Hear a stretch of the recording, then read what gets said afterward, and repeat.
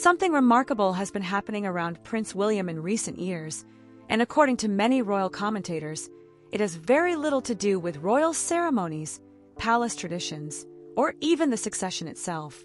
Instead, the growing attention surrounding the Prince of Wales appears to stem from a much larger question. What kind of king is he preparing to become? Because while previous generations of royal heirs often spent decades waiting quietly for their future responsibilities, many observers believe Prince William has been using this period very differently. Rather than simply preparing for a future role, commentators suggest he has been gradually developing a vision for how the monarchy might operate in an era defined by economic uncertainty, environmental challenges, housing pressures, and rapidly changing public expectations.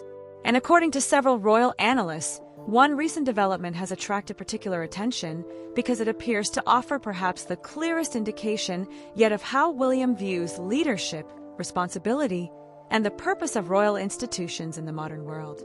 To understand why commentators became so interested, however, it is necessary to understand something that many people outside Britain rarely hear discussed: the Duchy of Cornwall. At first glance, the name sounds almost historical, something buried within old constitutional documents and centuries of royal tradition. In reality, the Duchy of Cornwall remains one of the most important institutions connected to the future monarch. According to royal historians, the estate dates back hundreds of years and exists to provide income and responsibilities to the heir to the throne. When King Charles III became monarch, Prince William automatically inherited stewardship of the duchy as part of becoming Prince of Wales. Several palace observers have pointed out that this transfer represented far more than a ceremonial change. Almost overnight, William became responsible for an enormous portfolio of land, communities, businesses, environmental assets, housing developments, agricultural operations, and long-term investment decisions extending across multiple regions of England. According to commentators, this inheritance presented William with a choice. He could continue managing the estate largely as previous generations had done, focusing primarily on preservation and administration. Or he could attempt to redefine its purpose. Many analysts believe he chose the second path. What makes this particularly interesting is that William's public image has long been associated with practical impact rather than symbolic gestures alone. Throughout his adult life, he has repeatedly focused attention on issues such as homelessness, environmental protection, mental health awareness, and community development. Several royal commentators have argued that these interests reveal a broader philosophy regarding leadership. The philosophy is not merely about maintaining institutions. It is about ensuring those institutions actively contribute to society. According to palace watchers, this mindset has become increasingly visible as William has assumed greater responsibilities within the royal family. Every major initiative, every public speech, every charitable project, every strategic decision, these actions are now examined not simply as individual events, but as clues regarding the future direction of the monarchy itself. Several analysts have suggested that this explains why discussions surrounding William have changed noticeably over the past few years. People are no longer asking only whether he will become king. People are increasingly asking what kind of king he intends to be. Will he prioritize tradition above all else? Will he focus on modernization? Will he attempt to balance, both in ways that preserve the institution while adapting it to contemporary realities? According to many commentators, the Duchy of Cornwall has become one of the most important places where those questions are being explored.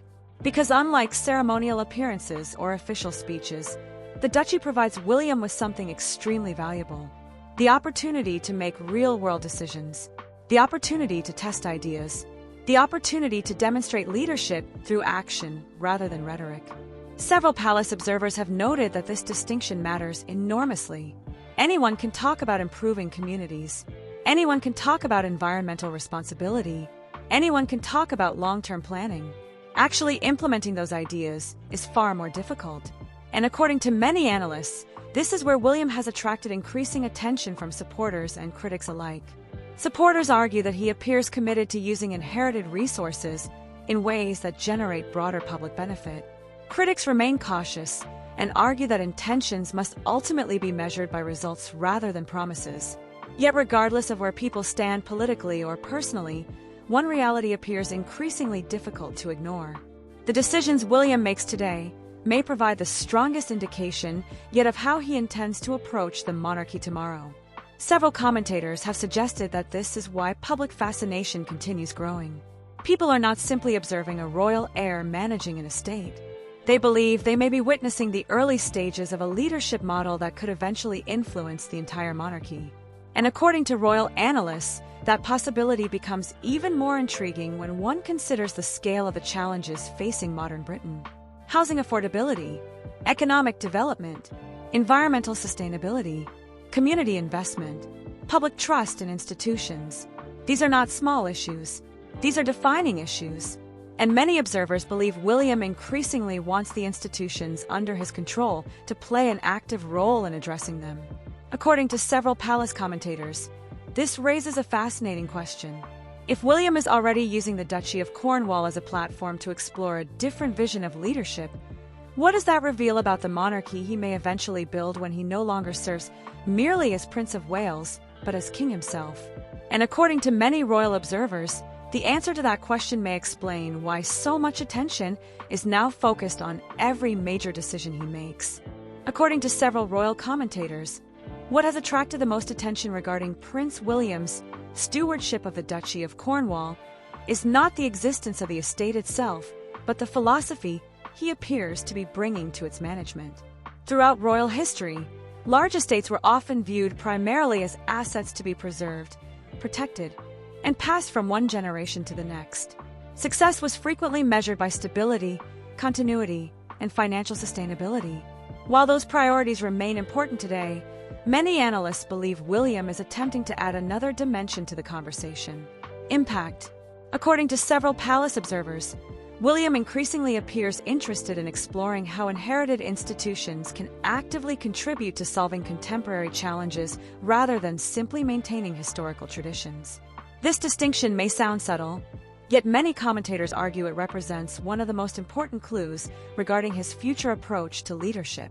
Because if William views the duchy merely as an inherited responsibility, one type of monarchy may emerge. If he views it as a platform for innovation, experimentation, and community improvement, an entirely different style of monarchy could develop. Several royal analysts have suggested that evidence of this mindset can already be seen through the issues William consistently chooses to prioritize. Housing remains one of the most frequently discussed examples. Across Britain, housing affordability continues to affect millions of people, creating economic and social pressures that extend far beyond individual communities. According to commentators, William has repeatedly demonstrated interest in conversations surrounding housing availability, community development, and long-term planning.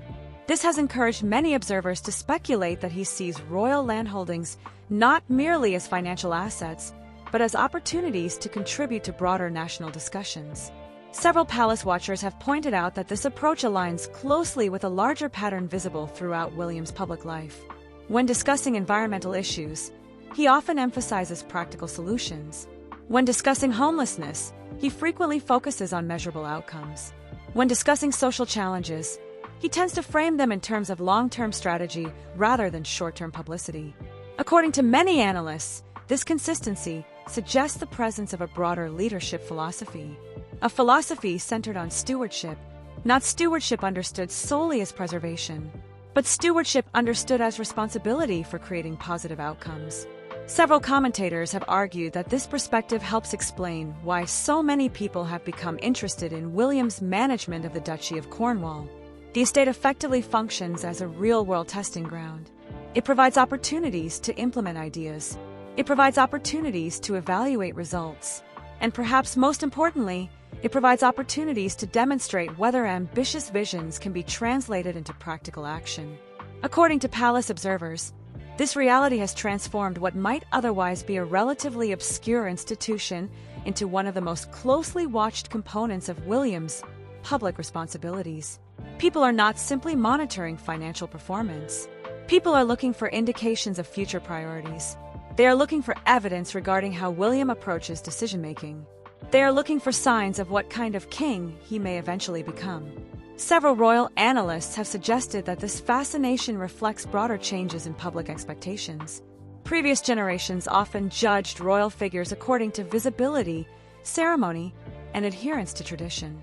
Modern audiences increasingly evaluate leaders according to effectiveness, relevance, and measurable contribution. As a result, many commentators believe William understands that maintaining public confidence requires more than symbolic representation. It requires demonstrating purpose. It requires demonstrating value. It requires demonstrating that inherited institutions can remain useful within contemporary society. According to several palace watchers, this may ultimately become one of the defining challenges of William's future reign, balancing historical continuity with modern expectations, protecting traditions while encouraging innovation, maintaining dignity while pursuing practical outcomes. None of these objectives are simple. Each involves navigating competing priorities, competing expectations, and competing visions regarding the future of the monarchy. Yet, according to many analysts, William appears increasingly comfortable operating within that complexity. Rather than presenting modernization and tradition as opposing forces, commentators suggest he often treats them as complementary objectives. The institution remains rooted in history. The institution remains connected to tradition. But the institution also seeks relevance within the modern world. Several observers have argued that this philosophy could have implications extending far beyond the Duchy of Cornwall itself. Because if William eventually applies similar thinking to the wider monarchy, the next royal era may be characterized not by dramatic upheaval, but by strategic evolution, a gradual process through which historic institutions retain their core identity while adapting to contemporary realities.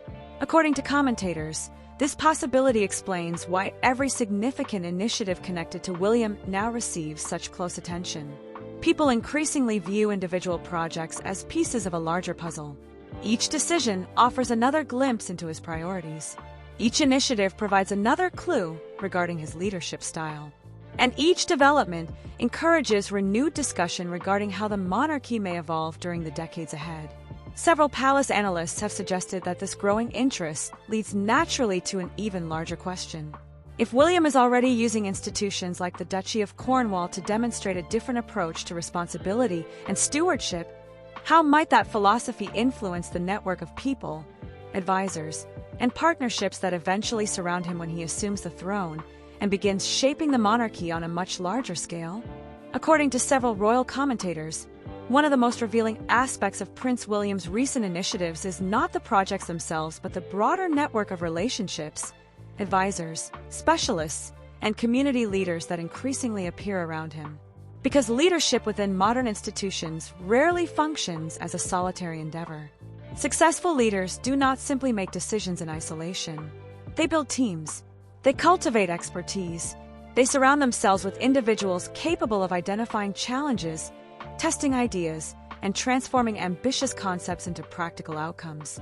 Several palace analysts have suggested that this reality may provide one of the clearest indications regarding how William intends to approach future leadership responsibilities.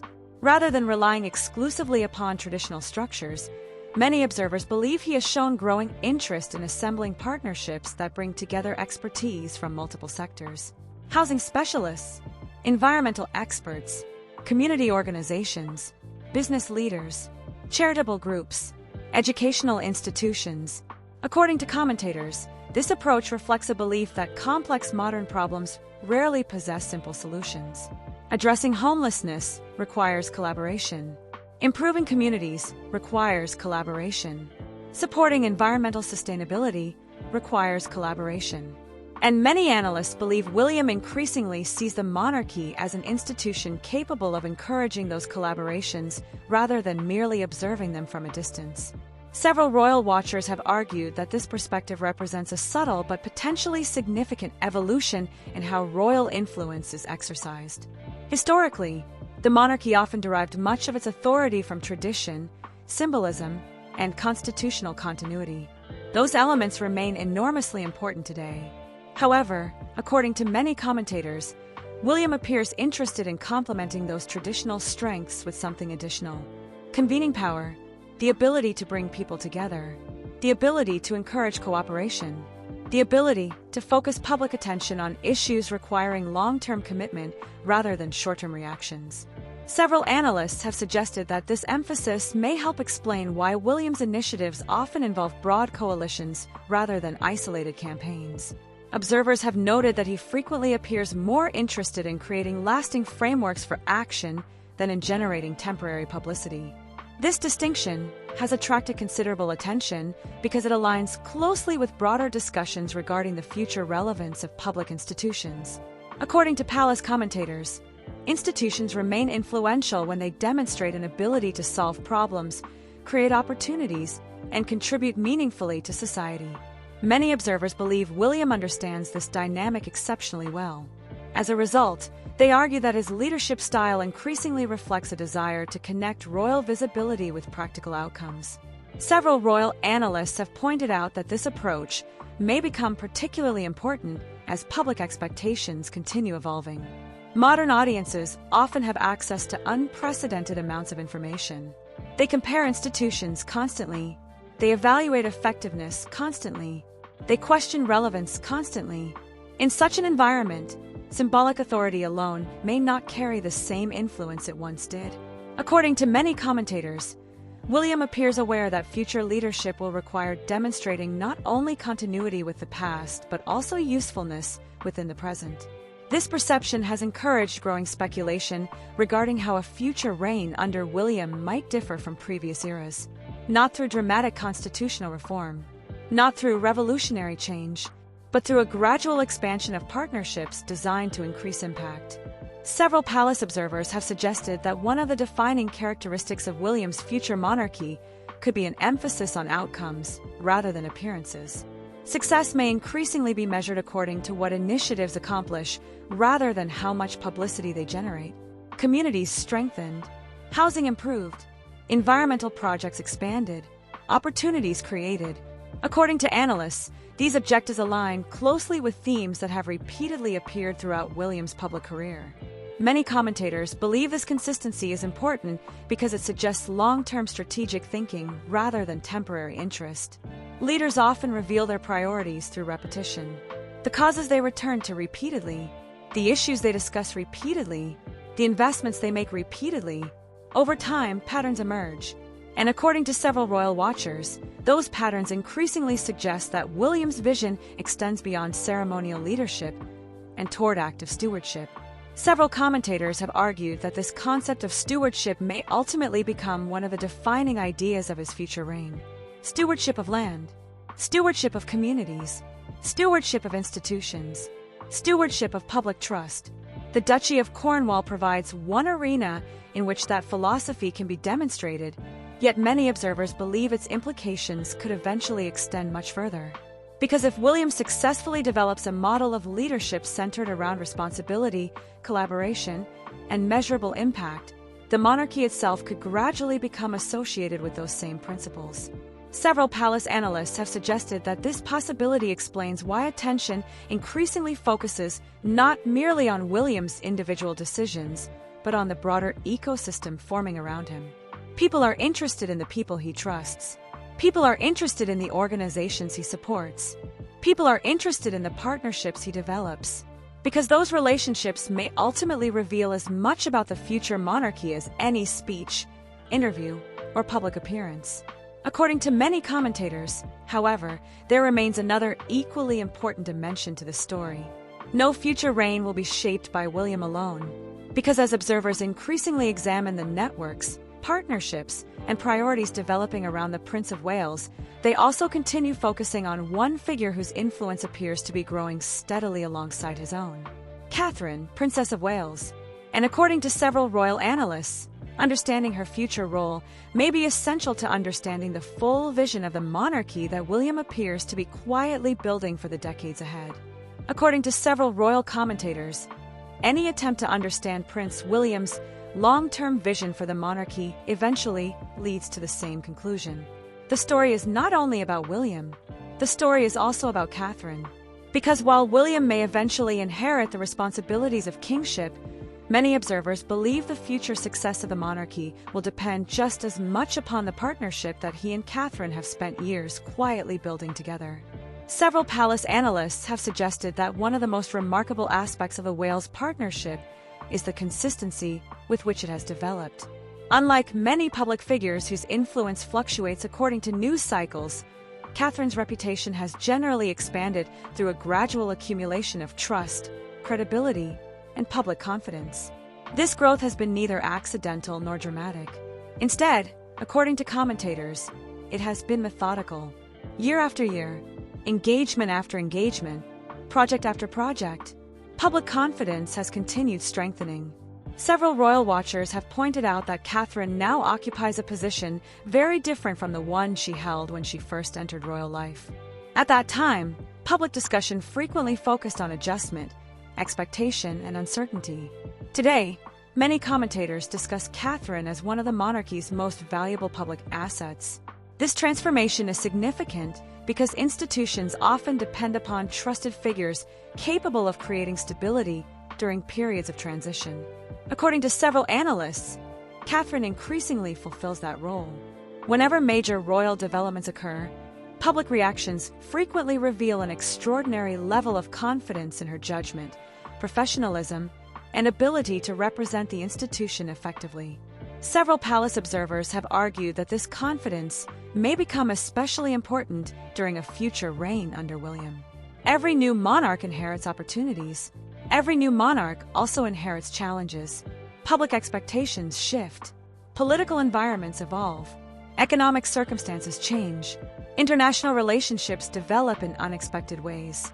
According to commentators, successfully navigating these realities often requires more than strong individual leadership. It requires trusted partnerships. And many analysts believe William and Catherine have spent years demonstrating precisely that kind of partnership. Several observers have noted that their public priorities frequently appear aligned. Both emphasize family stability, both focus on long-term social challenges, both demonstrate interest in mental health, community well-being, and early childhood development. Both appear committed to balancing royal tradition with modern relevance. According to royal commentators, this alignment creates something particularly valuable: predictability, not predictability in the sense of being boring. Predictability in the sense of reliability. People increasingly feel they understand what William and Catherine represent. They represent service. They represent preparation. They represent continuity. And according to many observers, those qualities may become increasingly important as the monarchy moves toward its next era. Several palace analysts have suggested that Catherine's influence may ultimately extend beyond public appearances and charitable initiatives. Because influence is not always measured through formal authority. Sometimes influence is measured through perspective. Sometimes influence is measured through judgment. Sometimes influence is measured through the ability to strengthen the effectiveness of those around you. Many commentators believe Catherine possesses these qualities in abundance. As a result, discussions surrounding the future monarchy increasingly focus on her role not simply as a future queen, but as a future partner in leadership. Several royal watchers have argued that this distinction matters enormously. Throughout history, successful royal eras often benefited from strong partnerships capable of balancing institutional responsibility with public connection. According to analysts, William and Catherine may be developing exactly that model. A model in which leadership is visible but not overly theatrical. A model in which tradition remains important but does not prevent innovation. A model in which public trust is earned through consistency rather than publicity. Several commentators have suggested that this approach helps explain why younger generations increasingly pay attention to the Wales family. The attraction is not solely historical. The attraction is not solely ceremonial. Instead, many observers believe people are responding to a vision of leadership that feels both modern and familiar. Modern because it addresses contemporary concerns. Familiar because it remains rooted in values such as responsibility, family, service, and long-term commitment. According to palace analysts, this combination may ultimately become one of the defining characteristics of the next royal era. Because institutions survive when they successfully connect past and future. They survive when they preserve their identity while adapting to changing circumstances. And they survive when trusted leaders inspire confidence that the institution remains capable of serving a meaningful purpose. Several observers believe William and Catherine increasingly symbolize that possibility. Not because they have all the answers, not because they are immune from challenges, but because they have spent years cultivating a reputation centered around preparation rather than reaction. According to commentators, this reputation may prove invaluable when the time eventually comes for William to assume the throne. Because while public attention often focuses on titles, ceremonies, and constitutional transitions, the true success of a reign frequently depends upon something much less visible: trust. And according to many royal analysts, few figures within the modern monarchy currently possess more public trust than Catherine, Princess of Wales. As discussions surrounding William's future leadership continue expanding, one final and perhaps most important question remains: if William's stewardship of the Duchy of Cornwall represents a preview of his leadership philosophy, and if Catherine's growing influence represents a preview of the partnership that may define the next era, what kind of legacy are they ultimately trying to build for the monarchy of the future? And how different might that legacy look from anything the institution has experienced before? According to several royal commentators, the most fascinating aspect of Prince William's recent initiatives is not any single announcement, project, or development. Instead, the real significance may lie in what these actions collectively reveal about his long-term vision for leadership. Because when analysts examine William's public responsibilities today, they often see something larger than individual engagements or isolated decisions. They see a pattern centered around stewardship, a pattern centered around responsibility, a pattern centered around preparing institutions for future challenges rather than simply preserving them exactly as they exist today. Several palace observers have suggested that this perspective helps explain why so many people have become increasingly interested in William's management of the Duchy of Cornwall. The estate itself is important. The projects themselves are important. Yet according to commentators, the larger story involves philosophy. How does a future king view inherited responsibility? How does a future king approach public service? How does a future king balance centuries of tradition with the realities of a rapidly changing world? These questions continue attracting attention because many analysts believe William's current decisions provide some of the clearest clues available. Several royal watchers have argued that leadership is often revealed long before formal authority arrives. The habits leaders develop, the priorities leaders emphasize, the relationships leaders cultivate, the problems leaders choose to address. All of these factors gradually create a picture of how future responsibilities may eventually be exercised. According to many commentators, William's picture is becoming increasingly clear. He appears interested in measurable impact. He appears interested in long-term planning. He appears interested in ensuring that institutions remain relevant by demonstrating practical value rather than relying exclusively upon historical prestige.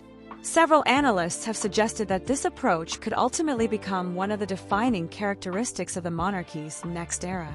Not because William intends to abandon tradition, not because he intends to diminish the institution's ceremonial role, but because he appears committed to ensuring that tradition and relevance continue operating together rather than competing against one another. According to palace observers, this balance may prove essential. The monarchy's greatest strength has always been continuity. Its greatest challenge has always been adaptation. Throughout history, successful reigns often manage to achieve both simultaneously. They preserve the institution's identity while responding to the realities of their own time. Several commentators believe William understands this challenge exceptionally well. As someone who grew up during dramatic technological, social, and cultural transformations, he has witnessed firsthand how public expectations evolve. He understands that future generations will evaluate institutions differently from previous generations. They will ask different questions. They will prioritize different concerns. They will expect different forms of engagement. According to many analysts, this understanding may explain why William consistently emphasizes issues such as community development, environmental sustainability, housing, mental well-being, and long-term social impact. These are not temporary concerns. These are generational concerns. And many observers believe William wants the institutions under his stewardship to contribute meaningfully to addressing them. Several palace commentators have pointed out that this philosophy becomes even more powerful when combined with Catherine's growing influence. Together, William and Catherine increasingly project an image of leadership based upon preparation rather than reaction.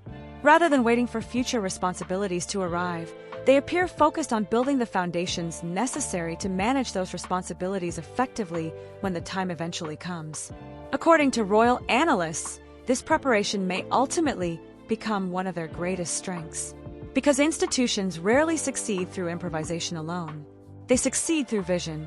They succeed through consistency. They succeed through years of deliberate planning. Several observers have suggested that this is why public fascination surrounding William continues growing. People are not merely observing a prince managing an estate. They believe they may be observing the development of an entirely new chapter in the monarchy's history. A chapter defined by stewardship, a chapter defined by long-term thinking, a chapter defined by the belief that inherited privilege carries corresponding obligations. Whether every initiative succeeds remains impossible to predict. Whether every decision produces the intended results remains impossible to know. Yet according to many commentators, the direction itself has become increasingly visible. And that direction continues generating discussion because it offers a glimpse into how the monarchy may evolve during the decades ahead. Several palace watchers have argued that this may be the most important lesson of all. The future of the monarchy will not be determined by a single announcement. It will not be determined by a single speech. It will not be determined by a single public appearance. Instead, it will be shaped by thousands of decisions made over many years by individuals entrusted with preserving one of the world's oldest institutions while preparing it for an entirely new era. And according to many royal analysts, Prince William appears increasingly determined to ensure that preparation begins long before a crown ever reaches his head. So what do you think? Do you believe Prince William's stewardship of the Duchy of Cornwall provides an accurate preview of the kind of king he may eventually become? Or do you think it is still too early to draw meaningful conclusions about his future reign? Do you believe the monarchy's future depends primarily upon preserving tradition? Or do you think modernization and practical impact will become equally important during the decades ahead? And perhaps most importantly, if Prince William eventually becomes king, what single quality do you believe will define his reign more than any other? Share your thoughts in the comments below, because this debate continues generating fascinating discussion among royal watchers across Britain, the United States, Canada, Australia, and throughout the wider Commonwealth. If you enjoyed today's discussion, don't forget to like this video, subscribe to the channel, and turn on notifications so you never miss our latest royal analysis, palace developments, royal family updates, and in-depth discussions involving Prince William, Catherine, King Charles III, the Duchy of Cornwall, and the future direction of the British monarchy. Because according to many royal observers, the most consequential transformations rarely begin with dramatic headlines or historic ceremonies. More often, they begin quietly through preparation, responsibility, and a long-term vision that only becomes fully visible when history eventually looks back and recognizes where the next era truly started.